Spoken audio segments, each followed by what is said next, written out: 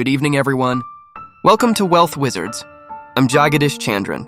Today, we'll be discussing some stocks with a bullish setup that you should focus on for your short-term or medium-term portfolio to generate income. Let's jump right into it.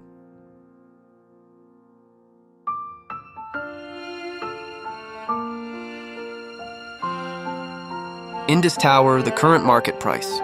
CMP is 241 with a stop loss, SL, at 232. 2AWL. The CMP stands at 390, and the recommended stop loss is 364.3. Godray Prop, currently priced at 2469, with a stop loss at 2394. SPY Life. The CMP for this stock is 1529, and the suggested stop loss is 1480.5. Astral.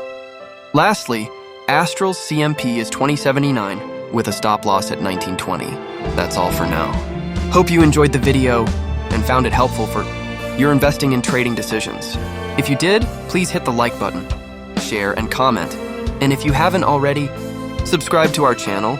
Make sure to do so for regular market updates and interesting insights. Thank you and happy investing. Remember to trade safely and take care.